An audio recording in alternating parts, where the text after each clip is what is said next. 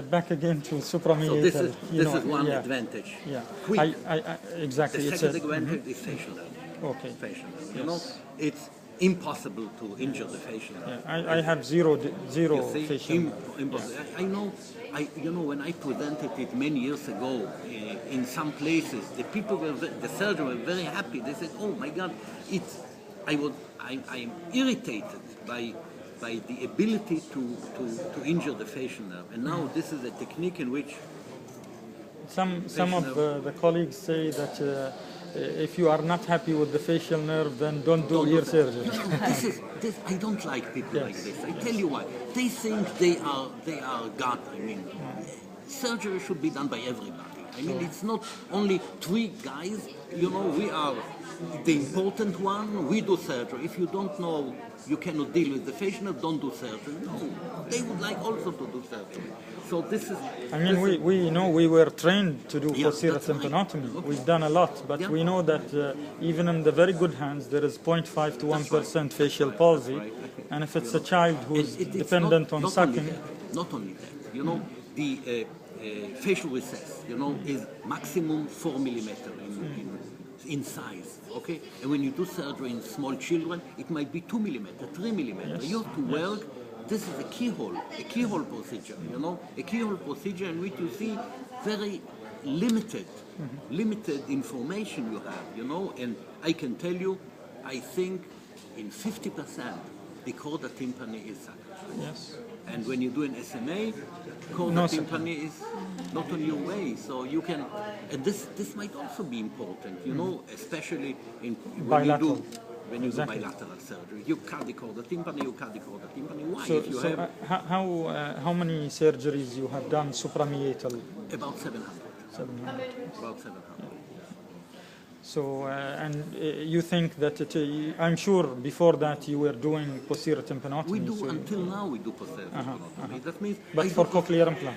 For cochlear implant. I do still for cochlear implant. First of all, you know, I think a surgeon should not have one approach. He should have many approaches. And he can choose, in this case, I would like to use this one, in this case, this one.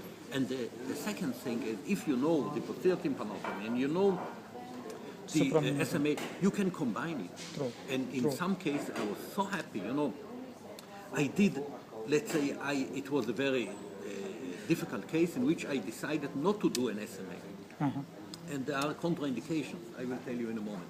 And when I do, thank you, I will send you that. And when I do posterior tympanotomy, when there are contraindications, I have to.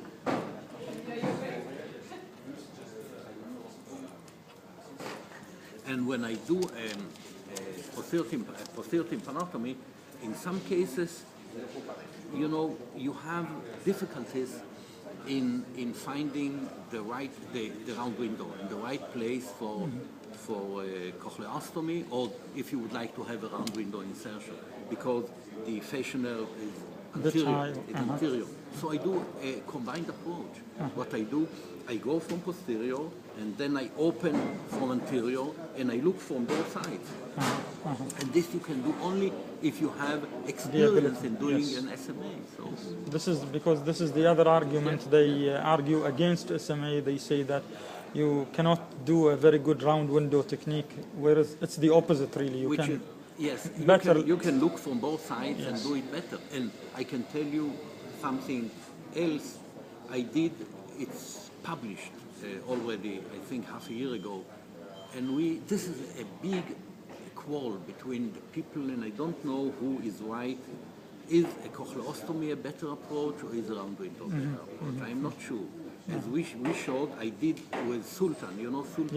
Yes, Andre Sultan. Yeah. We did the study. We took several temporal bones, and we did an SMA, and we did a round window insertion of electrode, and we looked in which case the trauma is bigger or less. Bigger. And in suprameatal approach, the trauma is much less than in round window insertion. You mean in cochleostomy it's much less than round window? Cochleostomy is much less than however you do the cochleostomy. Also when you do posterior tympanotomy, SMA, cochleostomy is less traumatic than round window insertion.